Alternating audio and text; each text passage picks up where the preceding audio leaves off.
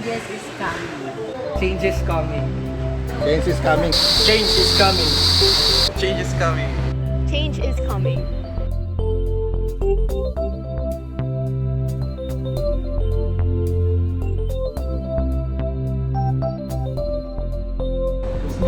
Hi, I'm Kim, And I'm going. and we are here in the University of the Philippines. A lot of people say that this is the Microsoft Philippines. Why is that so?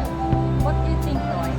Well, one is that the students have to go two lines just to get a certain subject. And in the Philippines, people actually go through the same thing just to get a document from a certain government office.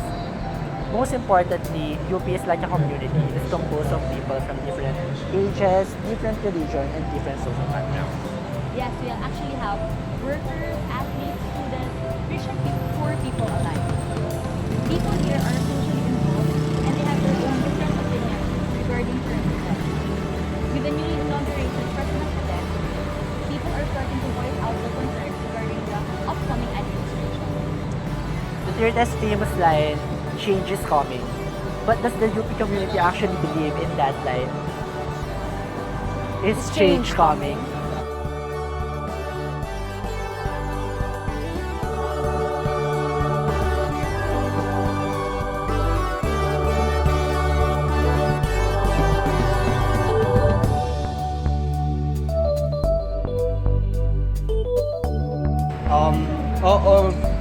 Oo na darating talaga yung pagbabago, pero hindi ito dahil nanalo si Duterte bilang presidente.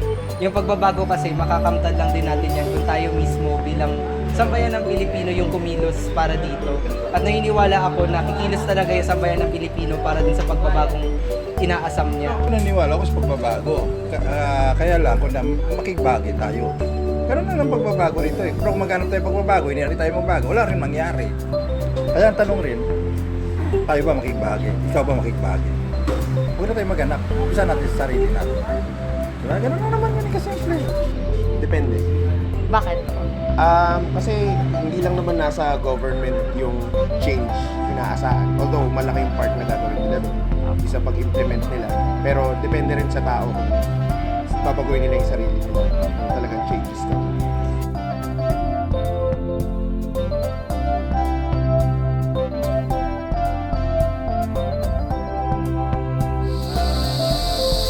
Kasi sa ngayon, hindi pa siya nakakaupo, pero meron na mga pagbabago sa kaya ng curfew, tungkol sa droga na ngayon na marami nang nasasabat mga shabu. Saka, sige, sana nga, asahan natin.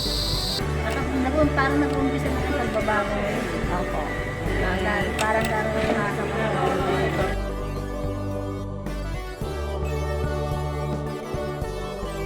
Pero depende rin kasi sa tao. Kasi iba nga, sabi nila, huwag mabago na sa sarili. Pag unang-una, kung isipin din naman, ang change kasi, it's learning from your failures and moving on. So parang yung tao hindi ganun, baliwala ang change. So kung ibabase natin yun sa konteksto ng current, ng magiging next administration, syempre nasa tao din yan, yung mga tao na magiging under sa kanya. So ang tanong, makapag-move on na ba sila? Naniniwala ako na change is coming kasi sabi nga, wala namang ibang permanente dito sa mundo kundi ang pagbabago. At bilang mga kabataan, bilang mga estudyante ng Universidad ng Pilipinas, dapat maging hopeful tayo sa future. Dahil tayo ang susunod na magsisilbi, tayo yung susunod na to be in service to the Filipino people. And kaya naniniwala ako na change is really coming.